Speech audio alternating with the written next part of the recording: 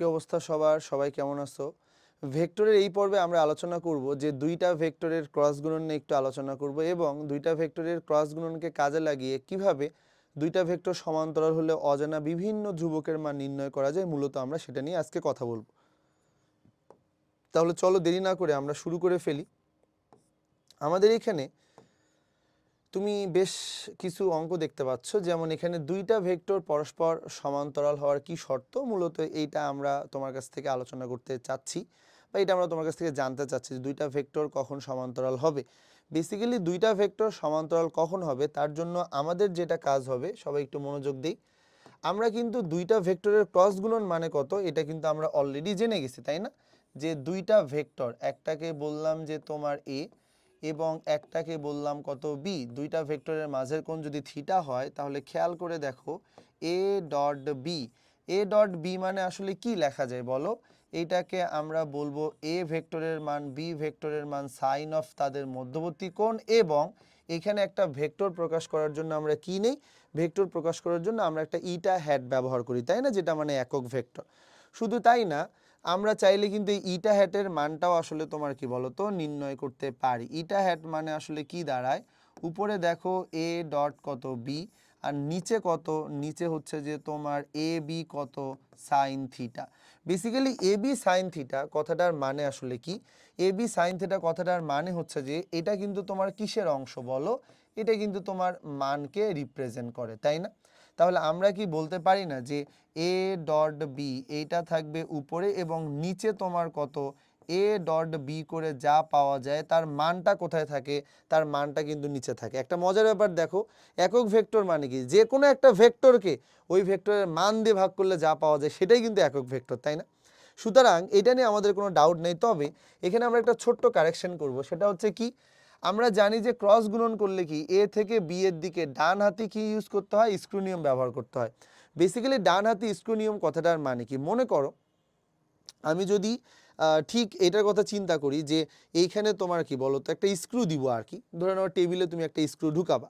তো টেবিলে একটা স্ক্রু দিলে কত, আমি যদি ঘড়ির কাঁটার দিকে ঘুরাইতে থাকি, বোঝো ভালো করে, আমি যদি ঘড়ির কাঁটার দিকে ঘুরাই তাহলে স্ক্রুটা কিন্তু আস্তে আস্তে তোমার কি বলো তো, দেখো স্ক্রুটা কিন্তু তোমার আস্তে আস্তে ভিতরে চলে গেছে।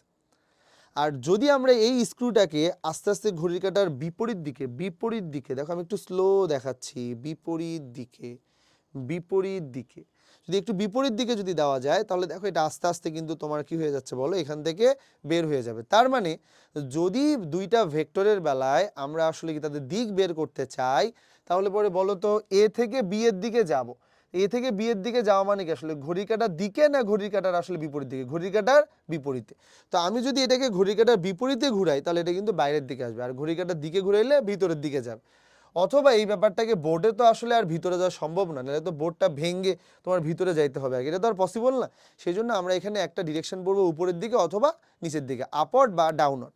সো বলো তো এ আর বি কে গুণ করলে আমরা যদি উপরের দিকে চিন্তা করি, এটা হচ্ছে আমাদের কত ইটা হ্যাট উপরের দিকে, আর এটা মানে কত, এটা হচ্ছে নিচের দিকেও হইতে পারে, কারণ এ থেকে বি গুণ করলে উপরে আর বি থেকে এ গুণ করলে তোমার কত আসবে? নিচে।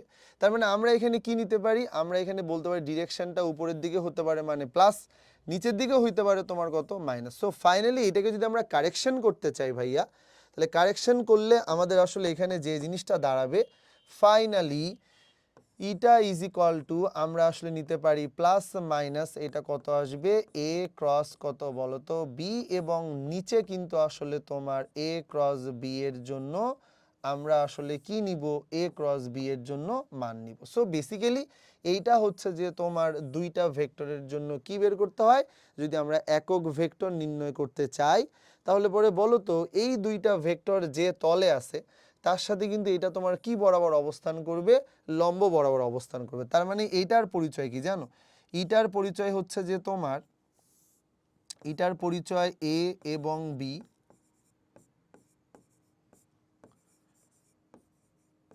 ইটা এ এবং বি যে তলে অবস্থান করবে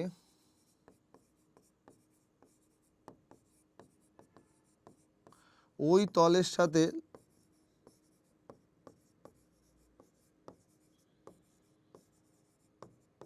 লম্ব একক, ওই তলের সাথে লম্ব একক ভেক্টর নির্ণয়। ওই তলের সাথে লম্ব একক ভেক্টর নির্ণয়। তার মানে এ আর বি যে তলে অবস্থান করবে ওই তলের সাথে লম্ব একক ভেক্টর কি বলতো, এটার সাথে আমরা নির্ণয় করতে পারি বা নির্ণয় করতে পারবো লম্ব একক ভেক্টর। এটা একটা অংশ গেল। এবং এইখানেই যদি আমরা আরেকটা অংশ অ্যাড করে ফেলি যে দুইটা ভেক্টর কখন বেসিক্যালি সমান্তরাল হয়। তো আমরা এখানে স্পষ্ট দেখতে পাচ্ছি এইটা একটা ভেক্টর এবং এখানেও দেখতে পাচ্ছি যে তোমার কি বলতো এইটা একটা ভেক্টর, এবং এই ভেক্টর দুইটার মাঝে যে কোনো কোণ নাই সেটা স্পষ্ট বোঝা যাচ্ছে যে ভেক্টর দুইটার মাঝের কোণ কত বলতো 0 ডিগ্রি। তো ভেক্টর দুইটার মাঝের কোণ যদি 0 ডিগ্রি হয় এবং আমরা যদি ক্রস গুণন নির্ণয় করতে চাই, তাহলে ক্রস গুণন নির্ণয় করলে আমরা মূলত এখান থেকে যেটা লিখতে পারবো এটা হচ্ছে এ ক্রস কত বলতো বি। এ ক্রস বি মানে কি লেখা যায়, এইটা মানে লেখা যায় এ বি, এটা হচ্ছে যে তোমার সাইন থিটা ইটা হ্যাট। আচ্ছা বলো তো থিটা মানে কত 0 ডিগ্রি, তাহলে এ ক্রস কত বলতো বি ইজ ইকুয়াল টু এটাকে বললাম এ বি, এটা মানে কত সাইন হচ্ছে যে তোমার 0, এটা ইটা হ্যাট, সাইন 0 ডিগ্রি মানে কত 0। That means A cross B is equal to কত 0। তার মানে দুইটা ভেক্টরের ক্রস গুণনের মান, দুইটা ভেক্টরের ক্রস গুণনের মান যদি কখনো 0 চলে আসে তবে আমরা সেইটাকে বলতে পারি ভেক্টর দুইটা পরস্পর কি হয়ে গেছে, সমান্তরাল হয়ে গেছে। তার মানে দুইটা ভেক্টর পরস্পর সমান্তরাল হয়ে গেছে, এটার জন্য আমরা আসলে কি লিখতে পারি, A cross B is equal to 0 লিখতে পারি। শুধু তাই না, এ ক্রস বি মানে আবার কি লেখা যায় এটা আমরা সবাই জানি যে এ ক্রস বি, এই যে দেখো এ ক্রস বি মানে আমরা সবাই জানি কি লেখা যায়, নির্ণয়ক পদ্ধতিতে যদি আমরা নির্ণয় করতে চাই তাহলে আই, তারপরে জে ক্যাপ, তারপরে তোমার কে ক্যাপ, এরপরে কত এ এক্স, এরপরে নিতে হবে তোমার কত এ ওয়াই, এরপরে নিতে হবে এ জেড, দেন আমরা নিব কত বি এক্স, এরপরে কত বি ওয়াই, এবং এইটাকে বললাম বি জেড। কেন বা কখন আমরা এটা ব্যবহার করব, এই যে দুইটা ভেক্টর তুমি দেখতেছো মনে আছে ডট গুণনের বেলায় ভেক্টরগুলোকে আমি অ্যাজিউম করে নিছিলাম, এক্স্যাক্টলি সেম ভাবে ক্রস গুণনের বেলায়ও আমি ভেক্টরগুলাকে কি করে নিছি, ভেক্টরগুলাকে হচ্ছে যে তোমার এখানে অ্যাজিউম করে নিছি। আসলে এই যে দেখো বি জেড এটা হচ্ছে কে, এ আর বি দুইটা ভেক্টরকে আমি অ্যাজিউম করে নিছি, অ্যাজিউম করে নেওয়ার পরে আমি বললাম দুইটা ভেক্টরের ক্রস গুণন মানে কত এটা লেখা যায়। এটা খুবই সিম্পল, আমার মনে হয় যেটা তুমি প্রমাণ আকারে জানো, তারপরে যদি কারো প্রমাণের ডাউট থাকে আমাকে জানাইলে আমি তোমাকে এটারও প্রমাণ করে দিব, টেনশন নেওয়ার দরকার নাই। তার মানে দুইটা ভেক্টরের বেলায় যদি আমাদেরকে কখনো বলে যে এরা দুইজন, এই যে ভেক্টর দুইটা পরস্পর কি হয়ে গেছে বলো তো, ভেক্টর দ্বয় পরস্পর সমান্তরাল হয়ে গেছে।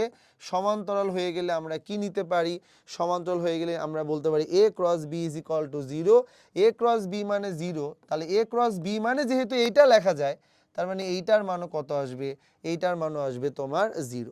অর্থাৎ আমরা দুইটা ভেক্টর পরস্পর লম্ব হলে ডট গুণন 0, এবং দুইটা ভেক্টর যদি পরস্পর হচ্ছে যে তোমার কি বলতো সমান্তরাল হয়ে যায় তাহলে তাদের ক্রস গুণনের মান কত আসবে, 0 চলে আসবে। দেখো এটা আমাদের প্রথম অঙ্ক। তো আমরা যদি এই অঙ্কটা করতে চাই তাহলে এই অঙ্কটার বেলায় আমাদেরকে বলা আছে এর মান কত হলে এই যে দুইটা ভেক্টর তুমি দেখতে পাচ্ছ তারা পরস্পর কি হবে, সমান্তরাল হবে। সমান্তরালের বেলায় কিন্তু আমরা স্ট্রেট বলে দিতে পারি কত, এ ক্রস বি, এই যে দেখো এ ক্রস বি এই মানটা কত, এই মানটা আসবে হচ্ছে যে তোমার 0, তাই না? তো প্রথমে তো আমাদেরকে আগে এ ক্রস বি এর মানটা তো বের করতে হবে। এ ক্রস বি মানে কত, এটা আই, এটাকে বললাম জে, এবং এটাকে বললাম কে। এখানে বলো তো সহগ কত, এটা হচ্ছে 5, এটাকে বললাম 2, এটা 3। পরেরটার বেলায় কত, এটাকে বললাম 15, এটা এ, এবং এটাকে বললাম 9। এই মানটা কত আসবে, এই মানটা আসবে 0।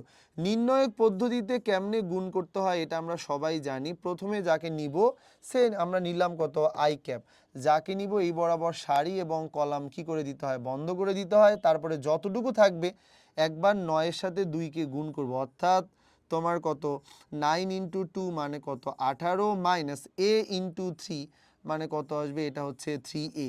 এটা গেল প্লাস আই। ঠিক তার পরেরটার জন্য যদি আমরা চিন্তা করি তাহলে এটা আমাদের আসবে হচ্ছে মাইনাস জে ক্যাপ। আর মাইনাস জে ক্যাপ যদি আমরা নিই তাহলে পরের বার আবার কত বলো তো, যেই সারিটা আমরা নিব বেসিক্যালি যে উপাদানটা নিব এই বরাবর তোমার কি সারি এবং কলামটা বন্ধ করে দিব, 5 ইন্টু 9 গুণ করলে কত আসবে, এটা 45, মাইনাস 15 ইন্টু 3 মানে কত, এটাও আসবে তোমার 45। এরপরে আমাদের কি বলতো কে বাকি থাকে, প্লাস এটাকে বললাম কে, কে নেওয়ার পরে এইখানে আমাদের কি থাকবে, দেখো কে নিলে আমাদের এখানে যেটা বাকি থাকবে, আমরা আবার কি নিতে চাই, সারি এবং কলাম অফ করে দিতে চাই। সো আমাদের এখানে থাকবে 5 ইন্টু কত বলো তো, 5 ইন্টু এ মাইনাস 15 ইন্টু 2 মানে কত আসবে 30 ইজ ইকুয়াল টু কত, ইজ ইকুয়াল টু 0। তাহলে এইখানে বলো তো ওভারঅল মানটা কত আসছে 0। এ বেচারা তো এমনিতেই তোমার কত হয়ে গেছে, 0 হয়ে গেছে।